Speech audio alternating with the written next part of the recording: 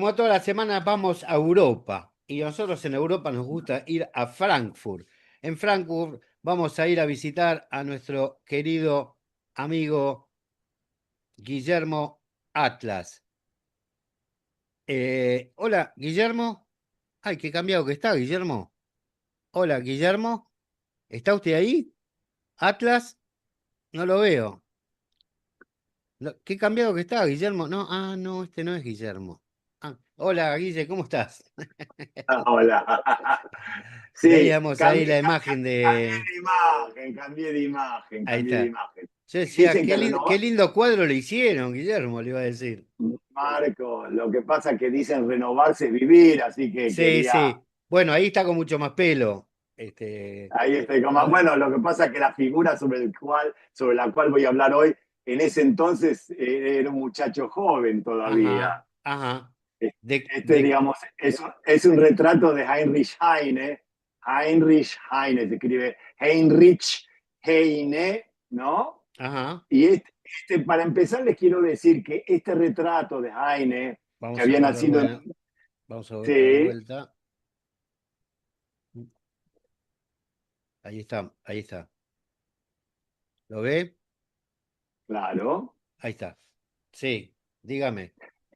Sí, lo que sucede es lo siguiente, que esta foto, esta reproducción de un cuadro de Heinrich Heine tiene un valor aparte de histórico y además porque nos sirve para ilustrar la charla y la presentación de hoy, Ok, ahí está. tiene un valor también artístico muy importante porque fue pintado por un artista muy especial, Ujú.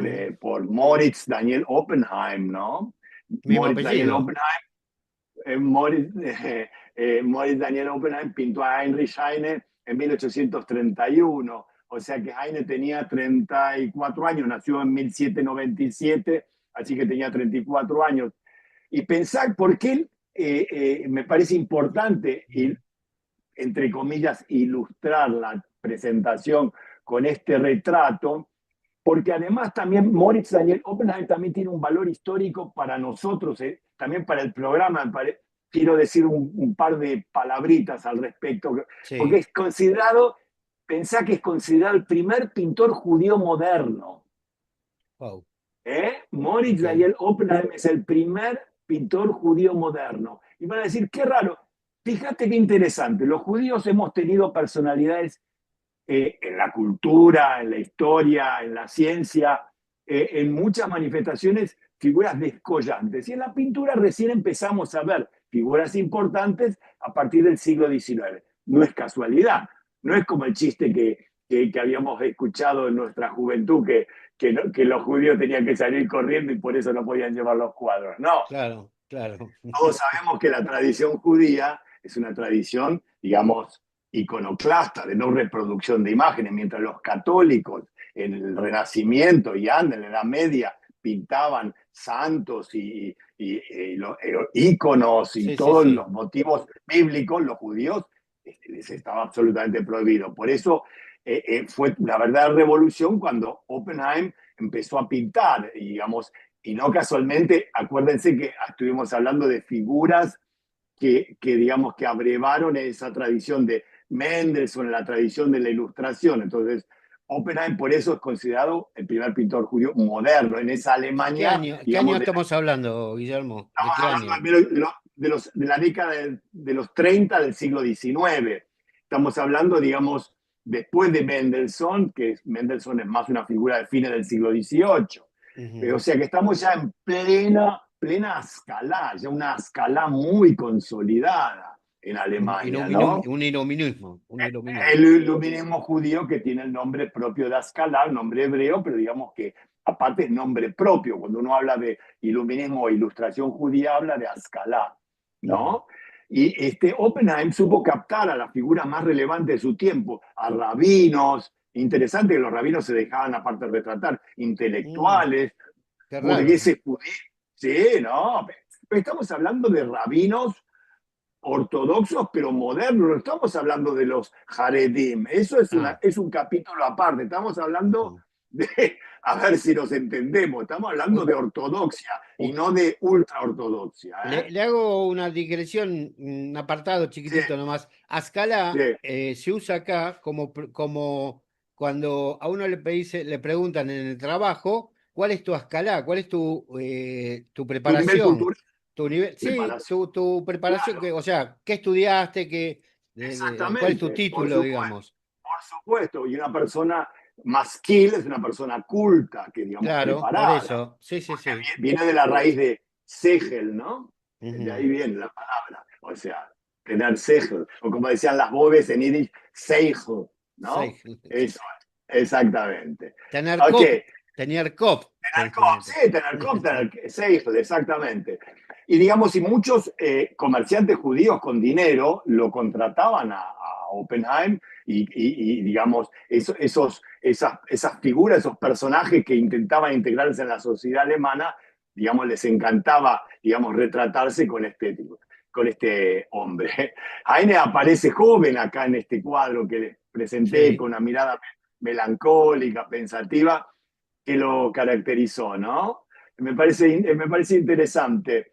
También es interesante que dos trayectorias muy distintas, porque Oppenheim jamás ocultó su origen judío y Heine tuvo más problemas, pero no les quiero hacer el spoiler antes de empezar a charlar y presentarles a Heinrich Heine, que es, digamos, el tema que nos convoca hoy. Ah, o ¿Eh? sea que hasta ahora hablamos de quién hizo el cuadro de él. Ahora Exactamente. vamos a hablar de él. Vamos a El hablar cuadro de que Heinrich vimos, Heine. la persona que vimos es, o sea, la que estamos viendo, ¿cómo se llama? A ver, digámoslo de nuevo. Moritz Daniel Oppenheim. No, este es el que hizo el cuadro.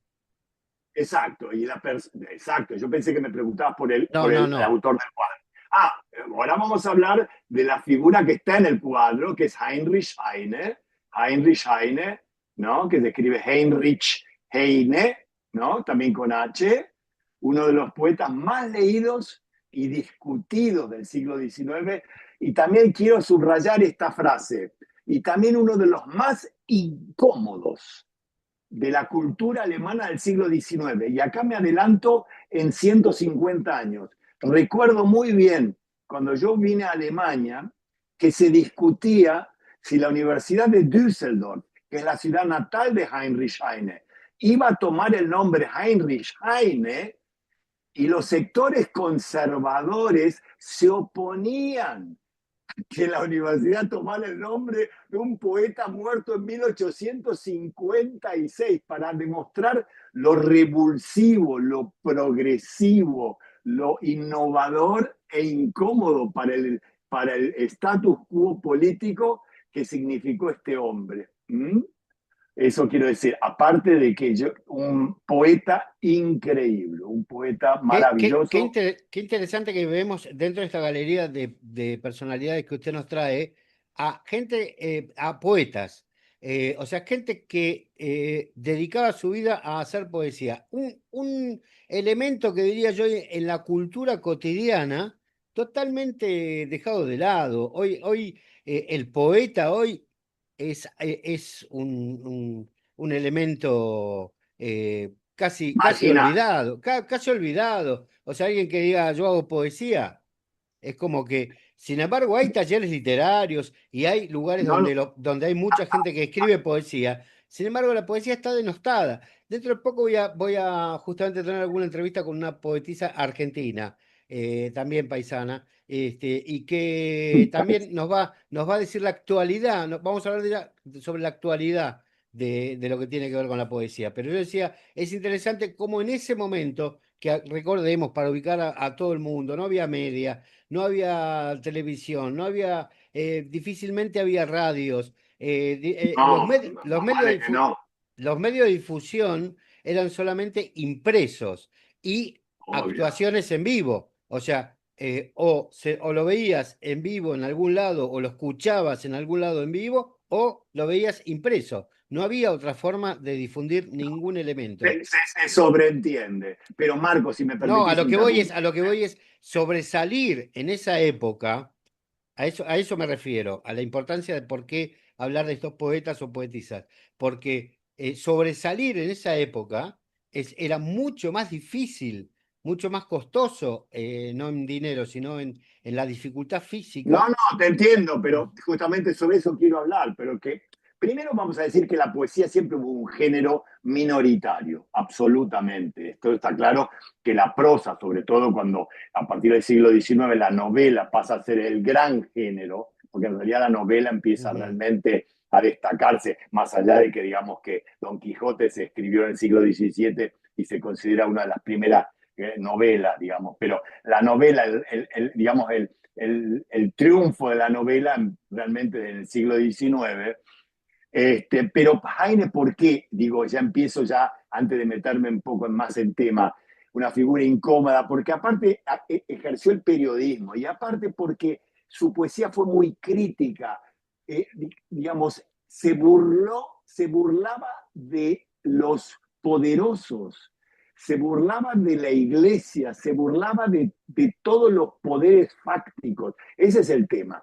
Nació, como dije antes, en Düsseldorf, en una familia judía modesta, y murió en el exilio, repito, en el exilio en París en 1856, tras una... Eh, estar, había estado muy enfermo, ¿no? Los últimos años. En ese recorrido, podemos decir que su vida atravesó todas las tensiones de la época, ¿no? El romanticismo, la modernidad, entre Alemania y Francia, entre judaísmo y cristianismo, entre la fe, el progreso y el desencanto, digamos, ¿no? Él transcurrió su infancia en una ciudad marcada por la presencia napoleónica. Pensemos, la ocupación napoleónica para los judíos fue una bendición, no es como uno piensa ocupación acá. Para muchos judíos del Rin, el imperio francés representaba, digamos, la promesa de igualdad civil. Napoleón pensaba que trajo los derechos civiles a los judíos, ¿no? Frente a una ujú. sociedad alemana todavía dominada totalmente por el poder absoluto, excluyente, etcétera, ¿no? Y claro, Heine entonces se crió en una cultura, digamos, por un lado, la conciencia de la exclusión judía y también una atracción enorme por esa cultura alemana que lo rodeaba, ¿no? Entonces, él eligió la poesía, como vos decís, un género minoritario, como su modo Ujú, de expresarse y de polemizar con el mundo. No se ujú, dedicó a escribir solamente que los arbolitos son lindos y que el cielo hoy está azul y el sol bla bla, ¿no?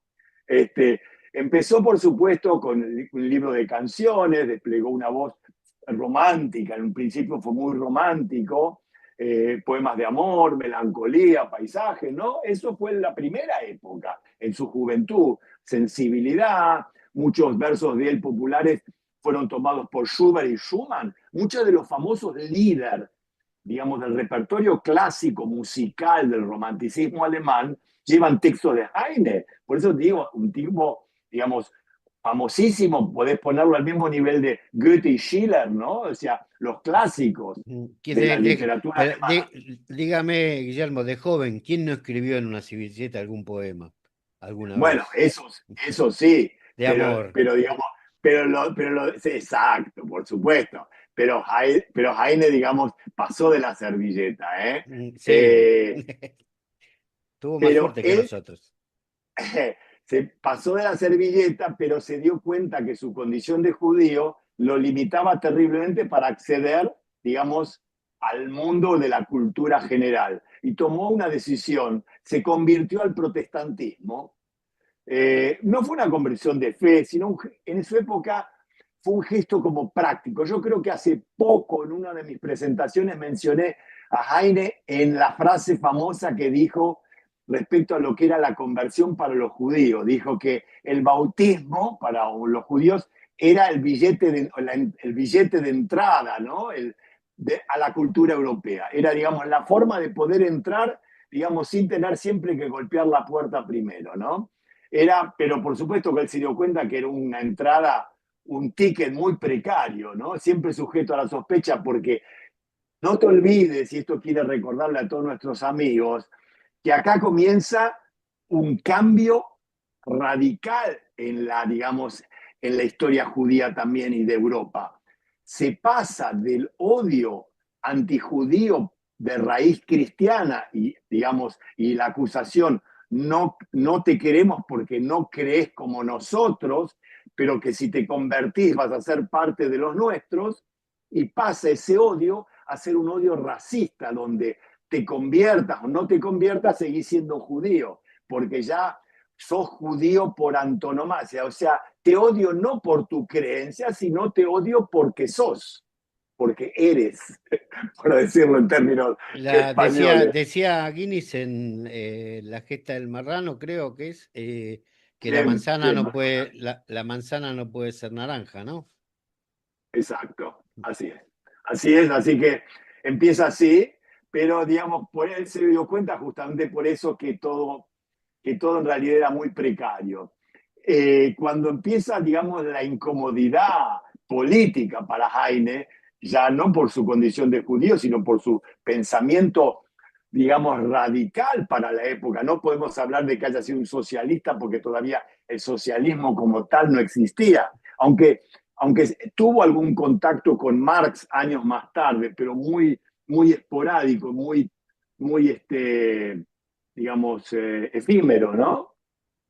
Pero Heine se exilió en París, fue un Mm. exilio voluntario, porque, digamos, porque no quería someterse a la censura prusiana. Prusia, no te olvides que el poder de Prusia llegaba hasta el Rin, por más que Prusia está en Berlín, estamos hablando de una distancia a lo mejor de 400, 500 kilómetros, el imperio prusiano llegaba hasta las orillas, digamos, lo que hoy en día es la frontera entre Alemania y Holanda, la frontera entre Alemania y Francia, etcétera, ¿Pero no etcétera, ocupaba ¿no? todo Alemania, el Imperio Prusiano?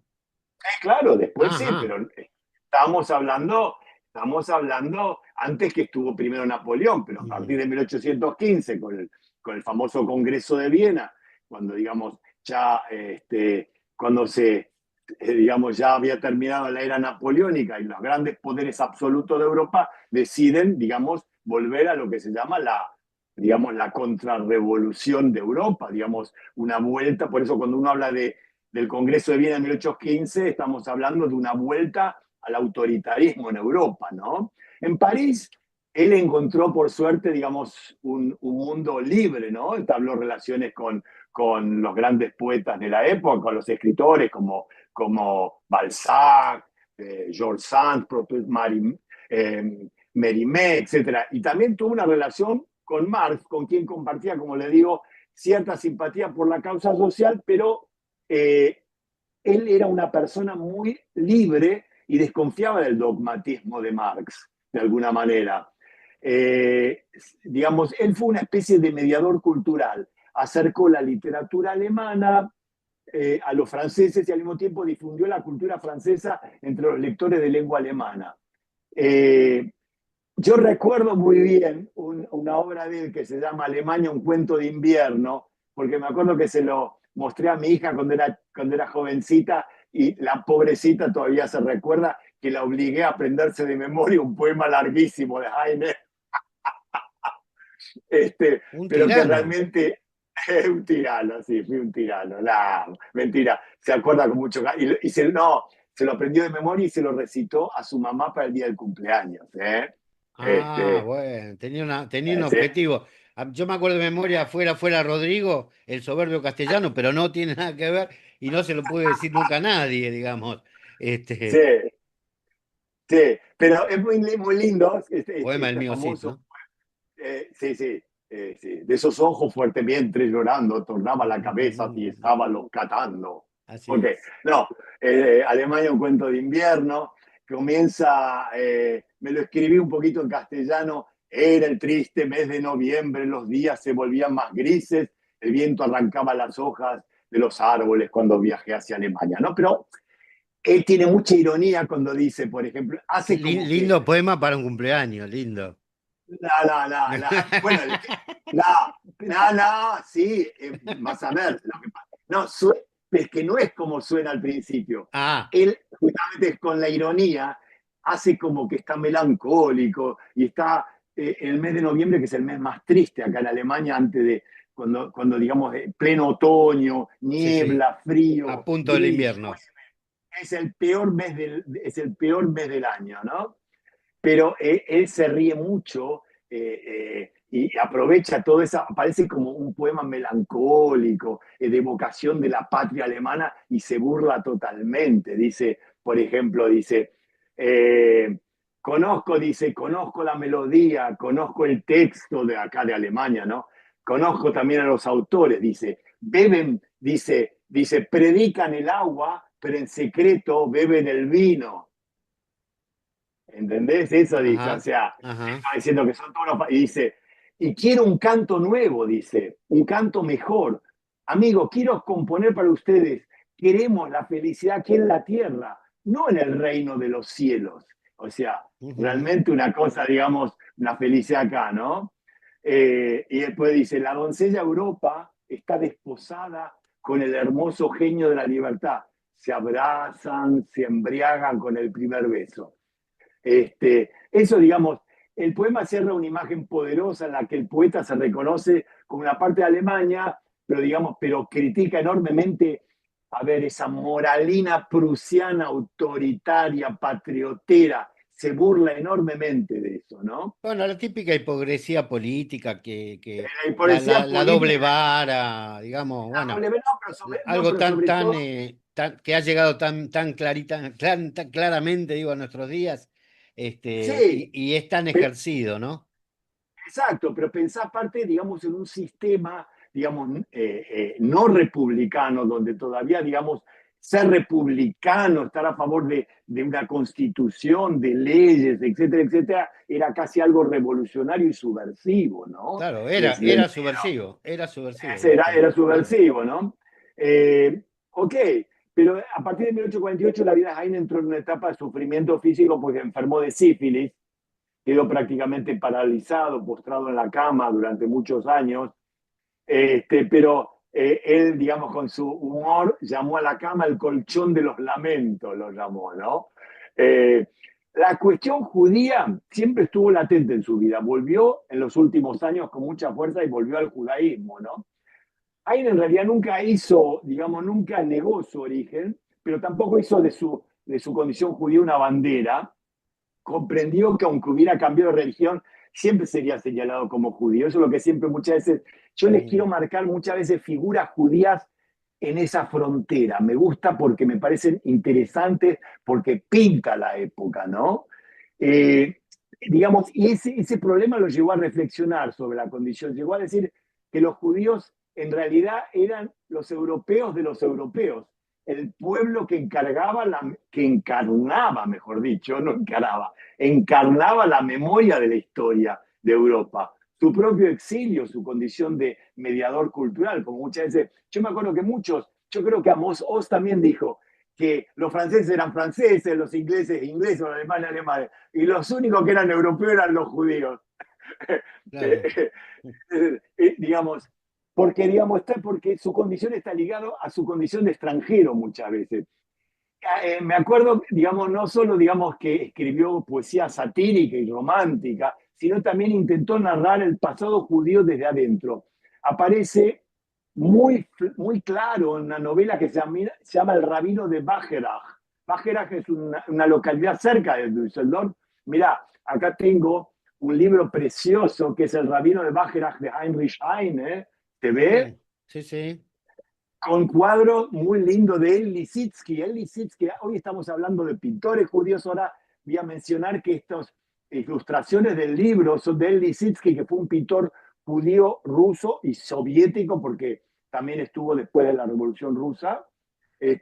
Un pintor maravilloso que yo admiro muchísimo y ilustró toda una obra de Hadgadia, también tiene Ujú. preciosa, realmente de, ¿no? El Qué cabrito, eso interesante que que un se... pintor ruso haya hecho la ilustración de un libro No, de Heinrich, pero ¿no? él dice que era judío. No, pero Él no importa, digo que haya hecho una ilustración de un poeta alemán.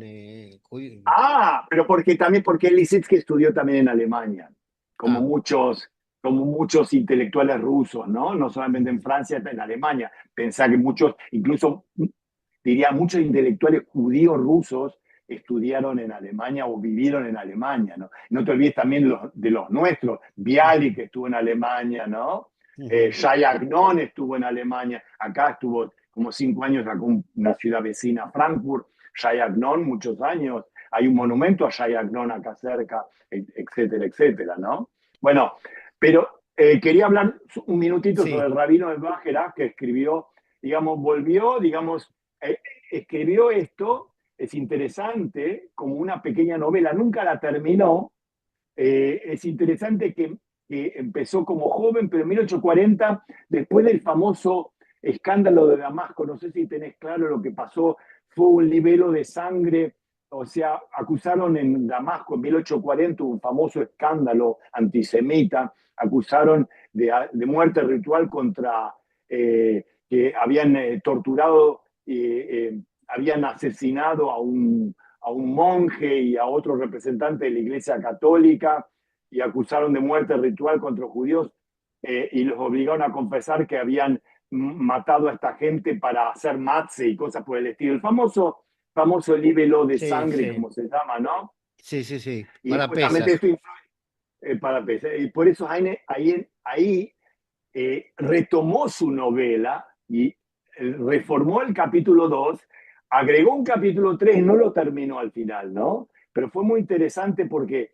digamos, en sus últimos años volvió al judaísmo, digamos, en su interés y justamente al ver qué es lo que estaba pasando, ¿no? Justamente no te Ujú. olvides también que el famoso afer de Damasco, esto que estoy mencionando, fue uno de los motivos por los cuales se creó la Asociación Israelita Universal en París, esa organización benemérita judía que tanto impacto tuvo también, digamos, en el sionismo, porque aportó, digamos, todas las escuelas, todo el sistema educativo, digamos, que hubo en el Ishuv, en la primera Aliá, eran de la Ajá. Asociación Israelita Universal, El Yuf también es en la la Argentina. primera, el Yuf es la El primera, primer, lo primera comunidad organizada judía que se reconoce acá en Israel en los años 1800.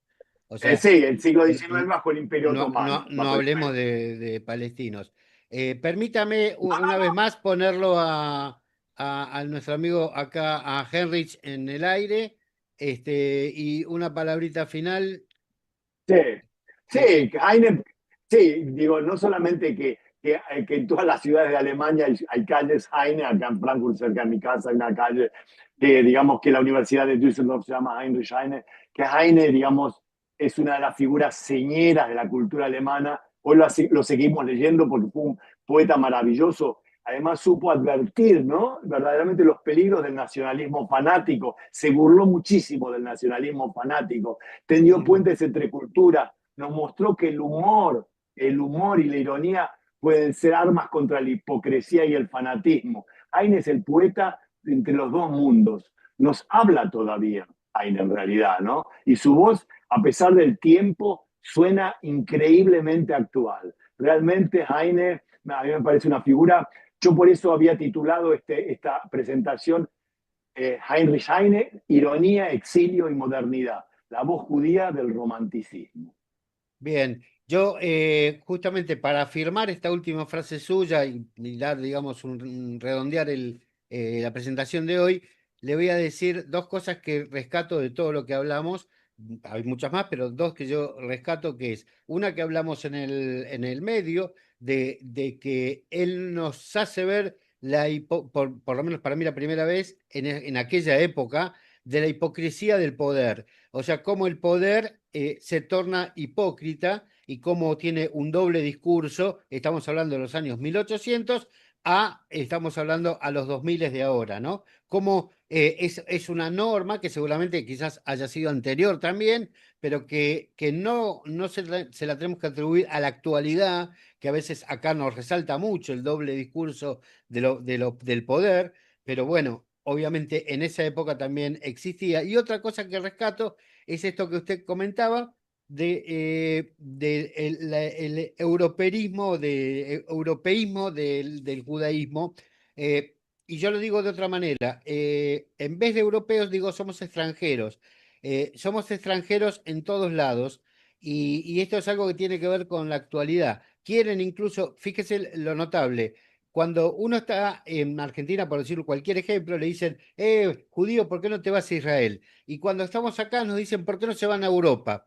Entonces, por qué no se vuelven a Europa? Con lo cual, demuestra esto el tema de que el judío no, La no, paradoja del claro, no tendría que tener su... Por eso, todo eso confirma la necesidad del pueblo judío de tener su Estado.